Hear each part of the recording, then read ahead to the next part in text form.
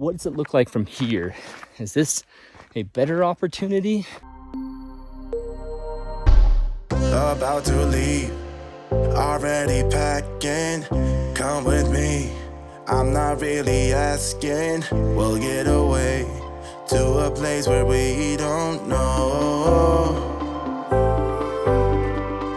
About to see the world in action, what we can be, life with no distractions. We'll get away, this is what we waited for. Take my hand, we'll make it somehow. We can't miss out. I'm done living life with the lights out. Die with my own doubts. Be free with me.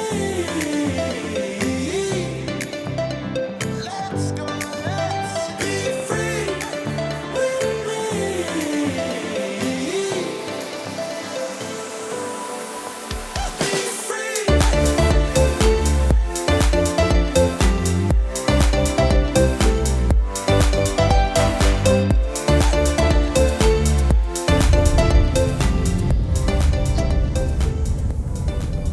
Okay, here we go. For those of you who might be curious, what I pack are my 2 tripods, all the gear for the camera, obviously. I have pillows for using my short arms when I'm driving. I can rest them easily for long-term driving when I'm going on a long trip. But also, I sleep in the back of this Ford Explorer, and I use the pillows obviously at night. So it's really comfortable to drive and really comfortable to sleep. I'm a full tank right now, so I'll probably go a long distance before I make my first stop and get my first drink, but I got myself a little protein shake for the road because I'm trying to lose weight. Yeah, okay. I sweat a lot putting everything in here, so I do think I deserve a creamsicle. Don't give me any guilt.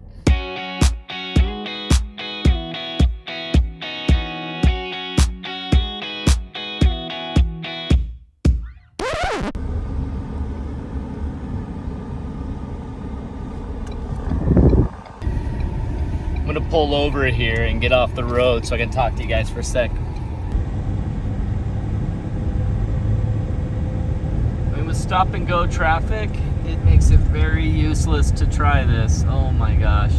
I'm already running late too. Okay, so it looks like the accident could be over an hour of issues, but Google is thinking it's only extra 14 minutes and I can save 7 minutes going this back route. Check out this picture right here. This shows that I have a path that I could take and it won't be too long. It says I'll get there at 9:40. I don't know if it's adjusting for the time zone difference, because if it is, then that one that was showing me earlier that I'll arrive at 10:30 is way bad news. 9:30, totally okay. All I need is some ice and I'm on my way. So I'm gonna get past this accident and get some ice at that Maverick, and then I'll be on my way.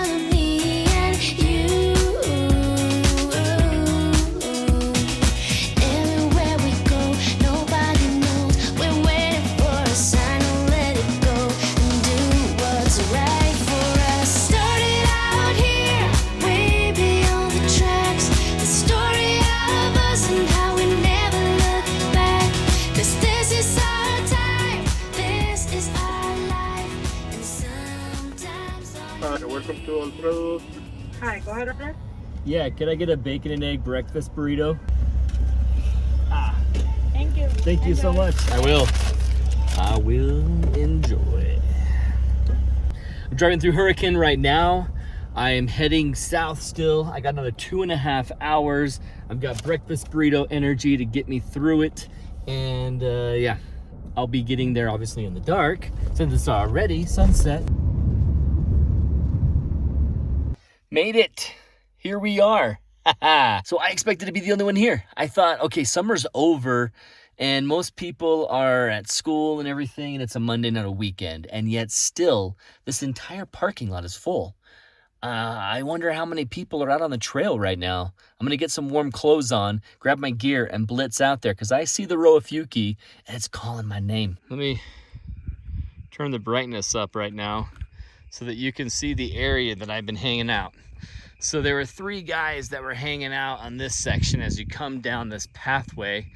And so I walk in on them sitting on this section going, oh, hey guys, do you mind if I pass you and go over here and set up a tripod? And they didn't mind at all. I had a group of people here from Germany who had never captured the Milky Way before. And I got to be honest, with some compromised views of the Milky Way, I put most of my effort into making sure that they got a cool image. And they captured their very first Milky Way. So I was helping those guys from Germany first and prioritizing that over an image here tonight, because it all didn't turn out. I'll explain why. I'll explain why it wasn't that great. The timing of the year and where the Milky Way ends up out there, it's not that great. It really isn't.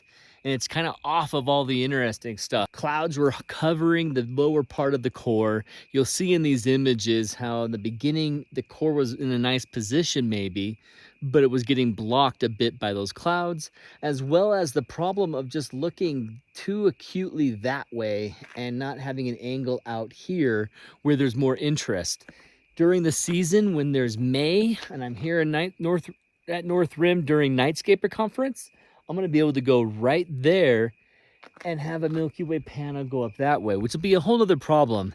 Tomorrow when I come back during the daylight and you can see all of this and see where I am out here on the edge, it will be more interesting. And so I just want to say before I walk out of here that it went okay hanging out with people from Germany and teaching them about Milky Way photography. I loved that, but I didn't get a chance to get a great image tonight. I didn't like the position of the Milky Way, and I didn't like what I could capture and the long exposure I needed to bring it out. None of these I don't think are going to turn out. It wasn't that great. We find ourselves starting from scratch, brick by brick.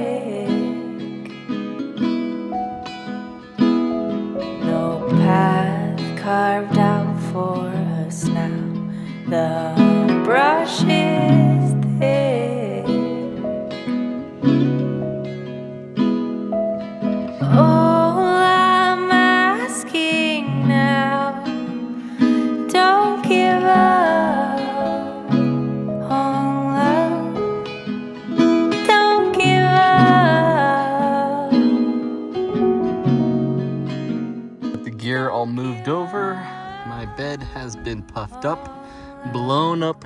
It's an self-inflatable mattress, so it inflates itself.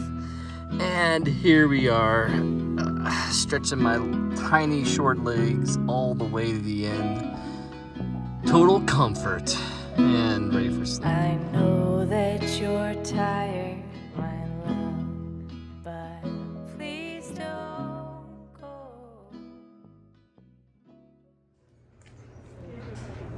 Good morning. Now I'm going to take you on the pathway that I walked last night, see it for myself for the first time in years, and also see it on the camera so that you can join me in the views of what would have been. The Milky Way didn't quite work out the way I'd hoped last night, but this is a pretty cool spot. All of this is what I was not seeing last night. As I walked on this path right here and went behind all of these buildings, I kind of felt like I was putting myself out in the edge of the woods where if there were any bears wandering looking for the food that they smelled, I was gonna run into them. I don't know how many bears are here, but they do have bear-proof trash cans, so that gives me a good idea that there's definitely some.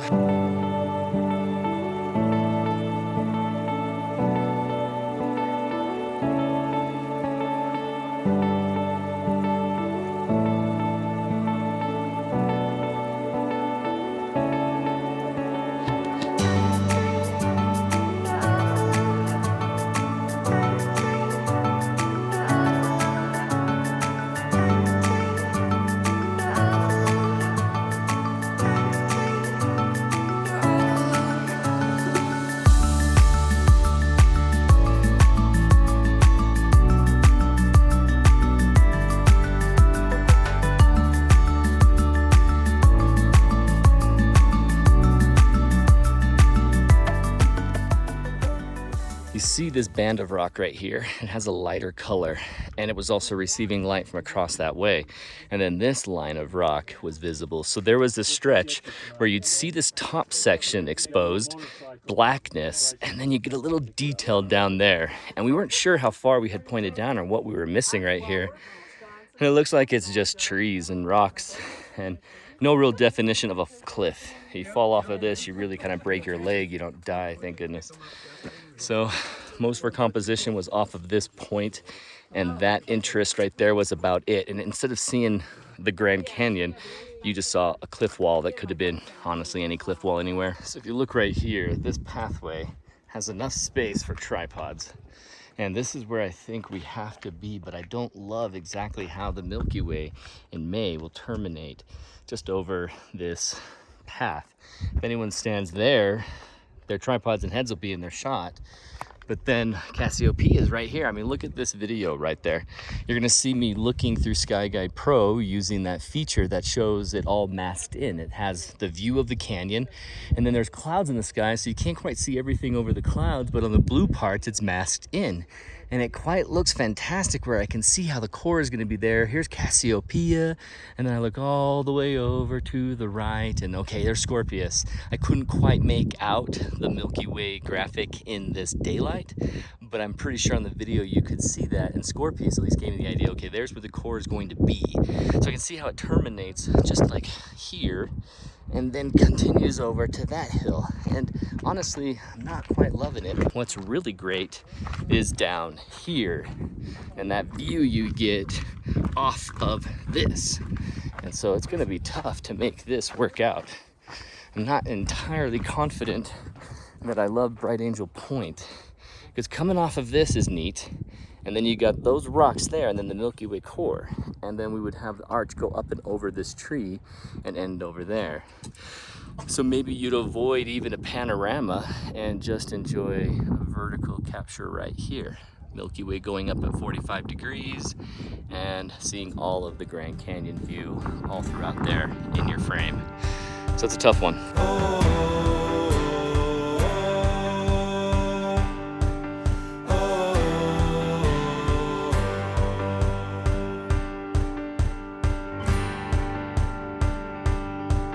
I set out on a road that I built with my own two hands.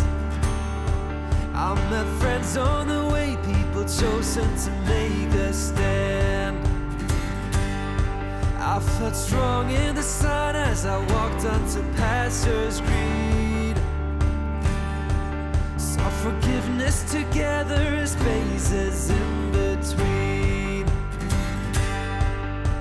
And I'll be with you through the night. And I'll turn every wrong to right. Baby, we're children of summer, we're meant to be free. Honey, we're not like the So this spot right here is the view. That's that Cape Royal right there. It's always kind of bugged me that the way that it's been lined up is that this is so perfectly at the same height as the distant horizon of the other side of the Grand Canyon. So the south rim right there is just a little taller than that point. If only this came up and cleared the horizon a little bit, that would be perfect, but you can't change that. Only thing you could do is go down there to try and bring that up. And as I can see, there's not exactly a path. So looking at this area, you can see lots of room, lots of tripods can sit. The Milky Way will terminate right there. That core area will be right there. This is much stronger. We have a tree in the center right here. As you're kind of looking over this part of the core, watch this video, you can see how the core starts from this point on the right, and then having a big bushy green tree in the middle of that negative space at the bottom of the arc of that Milky Way, and then the rest of the Grand Canyon vista will be visible, unlike the other. I think I like this one more. So there's lots of space for tripods back there and plenty of room for 10 people, and I think I like that way more. First, I noticed this. this little trail that offshoots as you're heading into the end here. So, because you just see how close it is. Everyone right there. What does it look like from here? Is this a better opportunity? I don't know. So there's people right there where we put our tripods, and looking off this way, we would have a couple trees in our path. We want to line ourselves up where those trees don't really interrupt our shot, especially of the rocks. So we've pretty much got to come down here. Not exactly uneven terrain, easy going terrain, but there's gonna be a chance that someone slips, and in the dark, making 10 people walk out here and set up tripods on what is basically a cliff edge might be a terrible idea. But they don't block this off. They actually give you a pathway out here. So I believe it's a smart move to go. The question is, if the best spot is like this flat area right here where I'm standing, if that is a terrible idea, as it's gonna be in everyone's shot, you're gonna have someone in your shot. Now, some of us were up there and a few were set up right here. Those few could work together right and left so they don't block each other's pano. And the people over there shooting a pano over their heads will see that there's, back of the camera light. But that back of the camera light is nothing compared to someone standing right next to you. And so I would prefer that, splitting the group up and having a quick walk for me from there to here to there to check on everybody. I don't think I want anyone on the edge right here, obviously, because I don't want anyone in the dark needing to do this out on the edge. Whew. Who's experiencing a little vertigo? Whew. All right, so I would declare Cape Royal the obvious winner. Just nothing else compares. I don't think Bright Angel Point works for many people, and it barely works for me. Like, one person coming out there to get that pano, I don't think I love it. I want to put my hands in a hoodie right now, but I don't have a hoodie pocket. So I'm glad I explored both of these, because just coming to Cape Royal, I want to say Royale, Cape Royal is probably the better plan. It's just too good. You get to see all of that rock leading out to that edge, and you have all this vista, this grand expanse. This is a chasm vista, because you basically have everything below the horizon down there that you have to capture, that's in a shadow, that's in darkness more than what's above. And so while the Milky Way will be plenty clear on this, horizon above, you're gonna have a chasm down below that you're gonna have to light up with a long exposure, a moon, or maybe even a blue hour shot, and then just blend them both. But at least the difficulty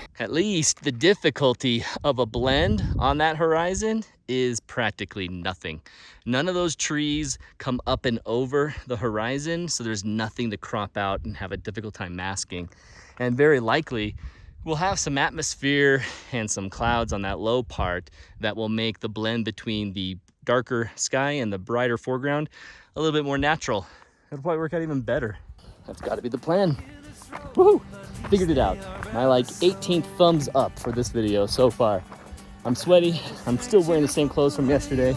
It's time for me to take off north and get a shower in before I meet up with Doug in the workshop tonight. Wherever you are, I think it's here you were meant to be.